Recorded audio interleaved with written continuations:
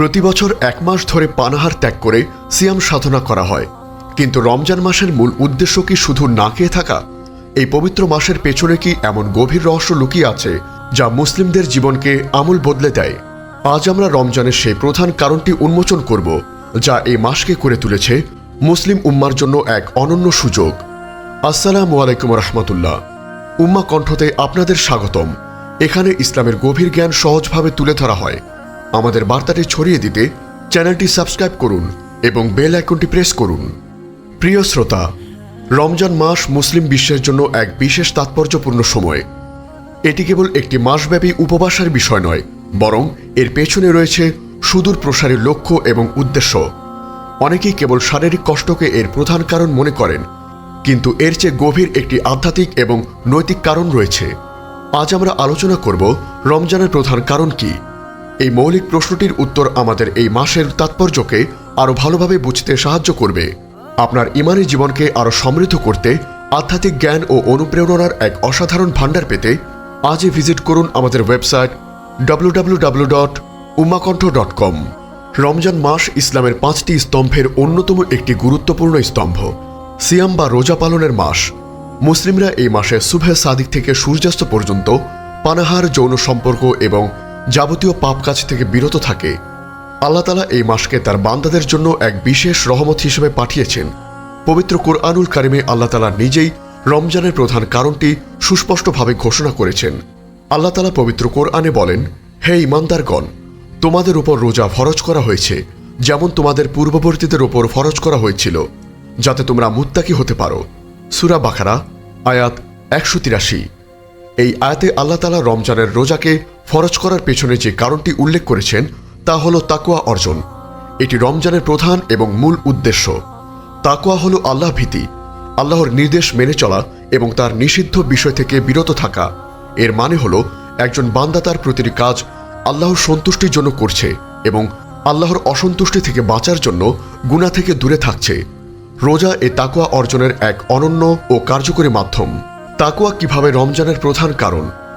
তাকওয়া রমজানের প্রধান কারণ বলার পেছনে বেশ কিছু গভীর যুক্তি রয়েছে, যা রোজার প্রতিটি কার্যকলাপের সাথে ওতপ্রোতভাবে জড়িত। 1. আল্লাহর প্রতি আনুগত্য প্রকাশ। রোজা এমন একটি ইবাদত যা বাহ্যিকভাবে প্রকাশ করা কঠিন। একজন রোজাদার ব্যক্তি গোপনেও খেতে পারে বা পানাহার করতে পারে, কিন্তু সে কেবল আল্লাহর ভয়ে তা করে না। এই অদৃশ্য আল্লাহ ভীতি এবং তার আদেশ পালনের দৃঢ় ইচ্ছাই হল তাকওয়ার মূল ভিত্তি। রাসূল সাল্লাল্লাহু আলাইহি ওয়াসাল্লাম একটি হাদিসে কুদসিতে আল্লাহর বাণী উদ্ধৃত করেছেন। আল্লাহ তাআলা বলেন, আদম সন্তানের প্রতিটি আমল তার নিজের জন্য, কিন্তু রোজা আমার জন্য, আর আমি নিজেই এর প্রতিদান দেব। রোজা হল ঢালস্বরূপ। সহিহ বুখারী হাদিস 1904, সহিহ মুসলিম হাদিস 1151। এখানে রোজার আমল আমার জন্য কথাটি দ্বারা রোজার ইখলাস অর্থাৎ একনিষ্ঠতা ও তাকওয়ার গভীরতা বোঝানো হয়েছে, যেখানে বান্দা শুধু আল্লাহর সন্তুষ্টির জন্যই নিজের প্রবৃত্তিকে দমন করে। 2. নফসের উপর নিয়ন্ত্রণ ও আত্মশুদ্ধি। রমজান মাস নফস ও কুপ্রবৃত্তি দমন করার এক মাসব্যাপী প্রশিক্ষণ। পানাহার থেকে বিরত থাকার পাশাপাশি একজন রোজাদারকে মিথ্যা কথা, গীবত, ঝগড়া, অশ্লীলতা এবং যাবতীয় পাপ কাজ থেকে বিরত থাকতে হয়। এই আত্মনিয়ন্ত্রণ মানুষকে তার প্রবৃত্তি ও কামনা বাসনার দাসত্ব থেকে মুক্ত করে এবং আল্লাহর নির্দেশনার প্রতি তার আনুগত্য সুদৃঢ় করে। রাসূল সাল্লাল্লাহু আলাইহি ওয়াসাল্লাম বলেছেন, যে ব্যক্তি মিথ্যা কথা ও কাজ পরিত্যাগ করেনি, তার পানাহার পরিত্যাগ আল্লাহর কাছে কোনো প্রয়োজন নেই। সহিহ বুখারী হাদিস 1903। এই হাদিস থেকে বোঝা যায় যে রোজার প্রকৃত উদ্দেশ্য কেবল শারীরিক সংযম নয়, বরং চারিত্রিক পরিশুদ্ধি এবং পাপ থেকে বিরত থাকা, যা তাকওয়ারই অংশ। 3. ধৈর্য ও সহিষ্ণুতার শিক্ষা। দীর্ঘ সময় পানাহার থেকে বিরত থাকা এবং যাবতীয় পাপ কাজ থেকে দূরে থাকা একটি কঠিন অনুশীলন, যা মানুষকে ধৈর্যশীল হতে শেখায়। এই ধৈর্য কেবল রোজার মাসেই সীমাবদ্ধ থাকে না, বরং জীবনের অন্যান্য কঠিন পরিস্থিতিতেও টিকে থাকতে সাহায্য করে। এই ধৈর্য ও সহিষ্ণুতার তাকওয়ার গুরুত্বপূর্ণ অংশ। আল্লাহ তাআলা পবিত্র কোরআনে ধৈর্যশীলদের প্রশংসা করেছেন। নিশ্চয়ই আল্লাহ ধৈর্যশীলদের সাথে আছেন। সূরা বাকারা আয়াত 153। 4. আল্লাহর নৈকট্য লাভ ও পাপ মোচন। রমজান হল আল্লাহর নৈকট্য লাভের মাস। এই মাসে প্রতিটি নেক আমলের সওয়াব বহুগুণে বৃদ্ধি পায়। শয়তানকে শিকলবন্দি করা হয়, ফলে বান্দাদের জন্য আল্লাহর দিকে মনোনিবেশ করা আরও সহজ হয়। রাসূল সাল্লাল্লাহু আলাইহি ওয়াসাল্লাম বলেছেন, যে ব্যক্তি ঈমানের সাথে ও সওয়াবের আশায় রমজানের রোজা রাখবে তার পূর্বের সমস্ত গুনাহ ক্ষমা করে দেওয়া হবে। সহিহ বুখারী হাদিস 1901, সহিহ মুসলিম হাদিস 760। গুনাহ ক্ষমা এবং আল্লাহর নৈকট্য লাভ করা তাকওয়া অর্জনেরই ফলস্বরূপ। 5. কোরআনের সাথে গভীর সম্পর্ক করা। রমজান মাস পবিত্র কোরআন নাজিলের মাস।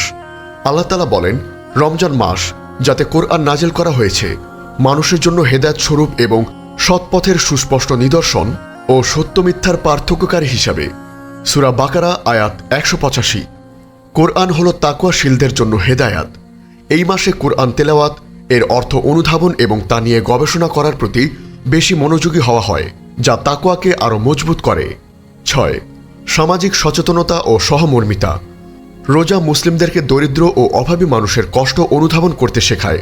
যখন একজন ধনী ব্যক্তি দিনের বেলায় ক্ষুধার্ত ও পিপাসার্ত থাকে তখন সে দরিদ্রদের কষ্ট উপলব্ধি করতে পারে। এটি তার মনে সহমর্মিতা ও দানশীলতার অনুভূতি জাগিয়ে তোলে, যা তাকওয়ার একটি সামাজিক দিক। রাসূল সাল্লাল্লাহু আলাইহি ওয়াসাল্লাম বলেছেন, তোমরা রহমত করো, তোমাদের প্রতিও রহমত করা হবে। সুনানে তিরমিজি হাদিস 1924। এই সহমর্মিতা ও দানশীলতা তাকওয়ারই বহিঃপ্রকাশ। তাকওয়া অর্জনের ব্যবহারিক দিক। রমজানের তাকওয়া অর্জনের জন্য কি কি পদক্ষেপ নেওয়া যেতে পারে? 1. কোরআন তেলাওয়াত ও অধ্যয়ন।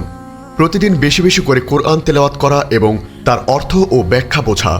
এতে আল্লাহর নির্দেশনাবলী সম্পর্কে জ্ঞান বৃদ্ধি পাবে এবং তাকওয়া অর্জনে সহায়ক হবে। আল্লাহ তাআলা পবিত্র কোরআনে বলেন, যারা ঈমান এনেছে এবং তাকওয়া অবলম্বন করেছে তাদের জন্য সুসংবাদ রয়েছে দুনিয়ার জীবনে ও আখিরাতে। সূরা ইউনুস আয়াত 63। 2. বেশি বেশি ইবাদত। ফরজ নামাজের পাশাপাশি নফল নামাজ যেমন তারাবিহ, তাহাজ্জুদ আদায় করা, জিকির আজগার ও দোয়ায় বেশি সময় ব্যয় করা। রাসূল সাল্লাল্লাহু আলাইহি ওয়াসাল্লাম বলেছেন, যে ব্যক্তি রমজানে কিয়ামুল লাইল অর্থাৎ রাতের নামাজ আদায় করবে ঈমানের সাথে ও সওয়াবের আশায় তার পূর্বের সমস্ত গুনাহ ক্ষমা করে দেওয়া হবে। সহিহ বুখারী হাদিস 2009, সহিহ মুসলিম হাদিস 759। 3. গুনাহ থেকে সম্পূর্ণ বিরত থাকা। চোখ, কান, মুখ, হাত এবং পায়ের গুনাহ থেকে বিরত থাকা। গীবত, মিথ্যা, পরনিন্দা, অশ্লীলতা এবং ঝগড়া বিবাদ সম্পূর্ণরূপে পরিহার করা। রাসূল সাল্লাল্লাহু আলাইহি ওয়াসাল্লাম বলেছেন, রোজা হলো ঢালস্বরূপ। যখন তোমাদের কেউ রোজা থাকে তখন সে যেন অশ্লীল কথা না বলে এবং জাহেলি কাজ না করে। যদি কেউ তাকে গালি দেয় বা তার সাথে ঝগড়া করে তবে সে যেন বলে, আমি একজন রোজাদার, আমি একজন রোজাদার।